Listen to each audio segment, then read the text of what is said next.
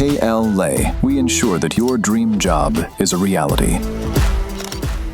KL deemed to be university. తెలంగాణలో ప్రస్తుతం ఒక చర్చ జరుగుతూ ఉంది. ప్రభుత్వ బడులకు సంబంధించి దాదాపుగా తెలంగాణలో 27 ప్రభుత్వ పాఠశాలలు ఉన్నాయి. దాంట్లో కుదించి 4,000 మాత్రమే మరి ముందుకు తీసుకొచ్చే విధంగా సీఎం రేవంత్ రెడ్డి ఒక సభలో మాట్లాడిన వాటిపైన ఇప్పుడు చర్చ అయితే జరుగుతూ ఉంది. తెలంగాణలో దాదాపుగా 23,000 పాఠశాలలు అటు ఒక క్లోజ్ అయ్యే పరిస్థితి వచ్చిందా అనే ఒక ప్రశ్న తలెత్తా ఉంది.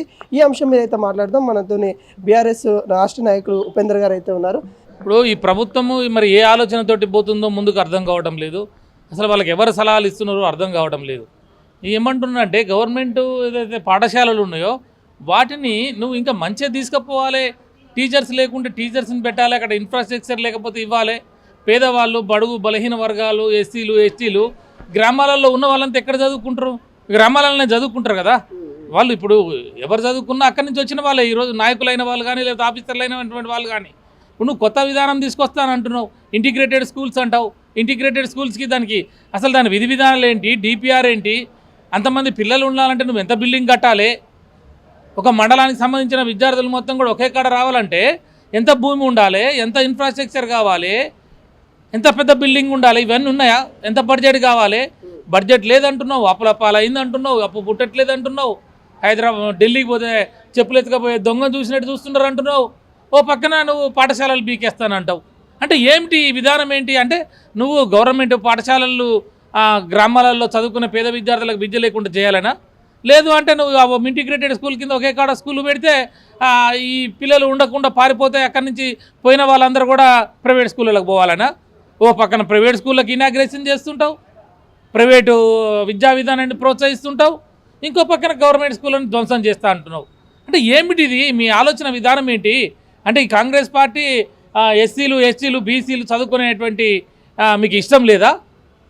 ఒక పక్కనేమో గురుకుల పాఠశాలలు తీసేస్తానంటాడు.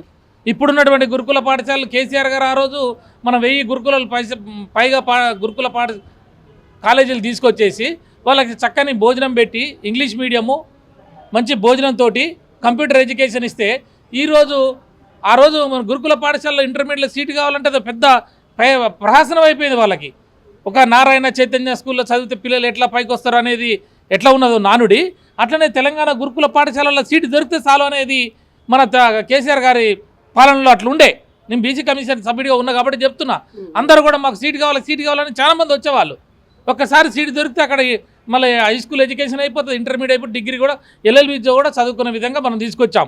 అంటే అంత క్రేజీ ఉన్నటువంటి గురుకుల పాఠశాల ఈరోజు ఏమైందంటే అందులో ఎలకలు గరుస్తున్నాయి, పాములు గరుస్తున్నాయి, పుడు పాయిజన్ అవుతుందని చెప్పేసి సరైన వసతులు లేకుండా, భోజనాలు సరిగా లేకుండా, వాళ్ళకి బిల్లులు లేకుండా మీరు ఇట్లా చేస్తే ఏమవుతుంది? ఈరోజు గురుకుల పాఠశాలలు వద్దురు అనే పరిస్థితి తీసుకొచ్చారు. అంటే గురుకుల పాఠశాలని ధ్వంసం చేయాలి, ఇప్పుడు ప్రైవేట్ స్కూళ్ళని ధ్వంసం చేస్తే అంటే ఏంటి మీకు?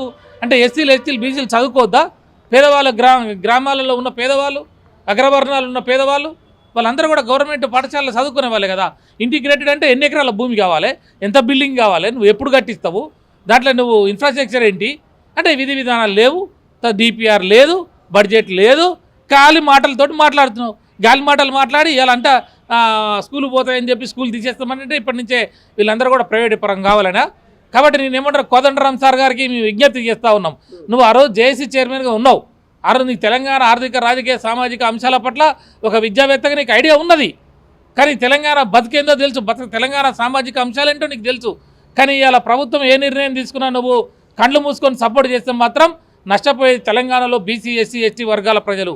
అది విద్యా విధానం నష్టపోతే రేపు బంగారు భవిష్యత్తు, తెలంగాణ భవిష్యత్తు వెన్ను విరిగినట్టు అవుతుంది. కాబట్టి కోదండరామ్ సార్ దీంట్లో ఇంటర్ఫియర్ కావాలని మేము చెప్తా ఉన్నాం. ముఖ్యమంత్రి ఈ విధానాలు ఏదైతే ఉందో గురుకుల పాఠశాలలు కాలేజీలు తీసేస్తా, లేకపోతే గ్రామీణ వాతావరణంలో ఉన్న గవర్నమెంట్ ప్రభుత్వ పాఠశాలలు తీసేస్తా, యంగ్ ఇండియా తీసుకొస్తా, ఇవన్నీ దేనికయ్యా? ఉన్న దాంట్లో మంచిగా చేయి, ఉన్న దాంట్లో టీచర్ని ఫిలప్ చేయి, అక్కడ ఇన్ఫ్రాస్ట్రక్చర్ పెట్టి బాత్రూమ్లు కట్టి బెంచ్లు అయ్యి కంప్యూటర్లు ఇవ్వు. అంతేగాని నువ్వు ఇష్టం వచ్చినట్టు చేస్తా అంటే కుదరదని నేను అంటున్నా. విద్యకు సంబంధించిన సమస్యలు విద్యాశాఖ మంత్రి తన దగ్గరనే ఉంచుకొని నేనైతేనే సమర్థుని అని చెప్పుకునే వ్యక్తి ఈరోజు ఇలా చేయడానికి ఎలా వస్తుంది? ఇప్పుడు నేను ఏమంటున్నా, ఆయన విద్యాశాఖ ఆయననే, హోంశాఖ ఆయననే, మున్సిపల్ శాఖ ఆయననే, ముఖ్యమంత్రి ఆయననే. దేని మీద అవగాహన లేదు. ఒక శాఖ ఉంటే ఒక శాఖ మీద ఏమైనా అవగాహన వస్తుంది. ఏ శాఖ మీద అవగాహన ఉందా? ఏ శాఖ మీద అవగాహన లేదు. నేనేమంటున్నా, మీకు చిత్తశుద్ధి ఉంటే ఆ కోదండరాంకి విద్యాశాఖ ఇవ్వండి, రాహుల్ గాంధీ గారితో చెప్పండి. ఆ రోజు కోదండరాం సార్ని మీరు పెట్టుకున్నారు కదా, ఆ రోజు మీరు మద్దతు తీసుకున్నారు కదా, జనసమితి పార్టీని మీరు మద్దతు తీసుకొని ఇలా పవర్లోకి వచ్చారు కదా. మరి అంత పెద్ద ప్రొఫెసర్గా చేసిన ఆయన, జేఏసీ చైర్మన్గా చేసిన ఆయన అవగాహన ఉన్న వ్యక్తి కదా, విద్యావంతుల వేదిక ఆయన వేదికే విద్యావంతుల వేదిక. అంటే విద్యావంతుల వేదిక అంటే విద్యార్థికుడు అన్నట్టుగా ఆయన ప్రొఫెసర్ కదా, నీకు తెలియదు, ఏం తెలియదు. ఆకరాతి మురళి కమిషన్ వేశావు, విద్యా కమిషన్, ఆయన చాలా రిపోర్ట్లు ఇచ్చాడు. మరి బడ్జెట్ ఎలకేషన్ చేయమన్నాడు. మరి ఆ బడ్జెట్ ఎలకేషన్ చేయకపోగా ఆయన నువ్వు చేస్తున్న తప్పుడు విధానాలన్నీ కూడా తీసుకొచ్చి చూపించాడు. ఇప్పుడు ఆయన నీ విధానాలు నచ్చక, నీకు అవగాహన లేక, నీ పద్ధతి లేక, నీ ప్రభుత్వ విధానాలు నచ్చక దానికి రిజైన్ చేసిపోయినాడు. ఇప్పటికైనా నీకు ఒకవేళ చిత్తశుద్ధి ఉంటే తెలంగాణ ప్రజలకి, తెలంగాణ విద్యార్థి లోకానికి, తెలంగాణలో ఎస్సీ ఎస్టీ బీసీ మైనార్టీ మన గిరిజన సోదరులకి చదువు రావాలంటే నీ నిజి కాదు. తెలంగాణకు సంబంధించిన మేధావులు కూడా ఇలా బహిరంగంగా సీఎం రేవంత్ రెడ్డికి ఈ అంశంపైనే లేఖ కూడా రాశారు. మరి దాని మీద సీఎం రేవంత్ రెడ్డి స్పందిస్తారని అనుకుంటున్నారా? ఇప్పుడు ఆయనకి ఏముంటుంది అబ్బా, ఆయనకి ఎంతసేపు ఉన్నా రియల్ ఎస్టేటు, ఫోర్త్ సిటీ భూములు కొనాలి, వాళ్ళతో కొనిపించాలి భూములు, ఇక్కడి నుంచి రియల్ ఎస్టేట్ని అక్కడికి తీసుకుపోవాలి, భూముల రేట్లు పెంచాలి, చుట్టూ ఒక 4-5 వేల ఎకరాల భూములు కొని ఆ భూముల రేట్లు పెంచుకోవాలి, ఎవడన్నా బక్రాగాడు వస్తే అమ్ముకొని డబ్బులు క్యాచ్ చేసుకోవాలి. ఇప్పుడు రాజకీయం ఎట్ట చేయాలి, మళ్ళీ పైసలు పెట్టి ఓట్లు ఎట్ట కొనాలి, ఢిల్లీ పెద్దలకు డబ్బులు ఎట్లా ఇవ్వాలి, ఇంకా పెద్ద పోస్టులకు ఎట్ట పోవాలి. ఈయనకి ఏ మంత్రి, సీనియర్ మంత్రి ఎప్పుడు కాలుబట్టి కూర్చోవడం, ఏ చైరు కూడా బిగుతాడు అనే దాంట్లో ఈయన రాహుల్ గాంధీని ప్రసన్నం చేసుకోవడం దాంట్లో ఉన్నాడు. కానీ తెలంగాణ సమాజానికి, తెలంగాణ విద్యావంతులు మరి ఇలా ఉత్తరాలు రాసే పరిస్థితి ఎందుకు వచ్చింది అంటే, నువ్వు విద్యా విధానం మీద నీకు స్పష్టమైన అవగాహన లేదు, దాని మీద నువ్వు కూర్చోవట్లేదు, మాట్లాడట్లేదు, యొక్క సమీక్ష లేదు. సెక్రటేరియట్లో ఆ సంబంధించినటువంటి విద్యాశాఖకు సంబంధించిన ప్రిన్సిపల్ సెక్రటరీని కూర్చోబెట్టి, లేకపోతే డిప్యూటీ సీఎంని కూర్చోబెట్టో, లేదా ఇంకా ఇతర మంత్రులతో కూర్చోబెట్టి ఒక సమీక్ష లేదు. ఎంతసేపు ఉన్న ఢిల్లీకి 70 సార్లు పోయినావు. కానీ ఇవాళ తెలంగాణలో ఉన్న గురుకుల పాఠశాలల పరిస్థితి ఏంది? ఒక్క రోజున పోయి ముఖ్యమంత్రి ఒక గురుకుల పాఠశాల భోజనం చేసిండా? ఒక్క రోజున ఈ బీసీ మంత్రి పోయి భోజనాలు చేసిరా? హాస్టల్ల పరిస్థితులు ఏందో చూసిరా? వాళ్ళన్నట్టుగా 23,000 పాఠశాలను ఏదైతే క్లోజ్ చేసే పరిస్థితి తీసుకొస్తే దానిపైన బీఆర్ఎస్ పార్టీ స్టాండ్ ఏంటి? 100% దాన్ని ఖండిస్తాము. ఈ ప్రభుత్వాన్ని మెడలు వంచుతాము. ఈ పేద వర్గాలకి విద్యను దూరం చేస్తే, ఎస్సీ ఎస్టీ బీసీ మైనార్టీ విద్యార్థులకు కనుక ఈ గవర్నమెంట్ పాఠశాలలు లేకుండా గ్రామీణ వాతావరణాన్ని ధ్వంసం చేసి ఆయన ఇంకేదైనా చేసి విద్యను దూరం చేయాలని అంటే మాత్రం విద్యార్థులతో గోక్కున్నవాడు, ఈ వర్గాలతో గోక్కున్నవాడు ఎవడు బాగుపడాడు. బీఆర్ఎస్ పార్టీ కేసీఆర్ గారి నాయకత్వంలో, కేటీఆర్ గారి నాయకత్వంలో తప్పకుండా కూడా మేము పెద్ద ఎత్తున ఉద్యమిస్తాం. మళ్ళీ చెప్తా ఉన్నాను, నీకు చిత్తశుద్ధి ఉంటే నువ్వు కోదండరాంకి విద్యాశాఖ మంత్రివు, విద్యకు సంబంధించినటువంటి ఆకురాతి మురళి కమిషన్ ఏదైతే నివేదిక ఇచ్చిందో ఆ నివేదికని పూర్తిగా కూడా అధ్యయనం చేయడానికి కోదండరాం సార్ ఉన్నాడు. కోదండరాం సార్ని పెట్టి ఈ విద్యా విధానం, గ్రామీణాలలో ఉన్నటువంటి విద్యా విధానాన్ని మజబూత్ చేయడం కొరకు ఇంకా ఎలాంటి పరిస్థితులు తీసుకురావాలనే దాని మీద ఆలోచించుకొని కేవలం నీ స్వార్థం కొరకు ఇవాళ విద్యాశాఖని దగ్గర పెట్టుకొని, హోంశాఖని దగ్గర పెట్టుకొని మొత్తం నేనే అధిపతిని, మొత్తం నేనే నా ఇష్టం వచ్చినట్టు చేసుకుంటా, రాహుల్ గాంధీ నా జేబులు ఉన్నాడు కాబట్టి ఏదైనా చేస్తుంటే కుదరదు ముఖ్యమంత్రి గారు. కాబట్టి నేను ఏమంటున్నా, ఈ విద్యా విధానం అనేది చాలా వెనుముక లాంటిది తెలంగాణ రాష్ట్రానికి.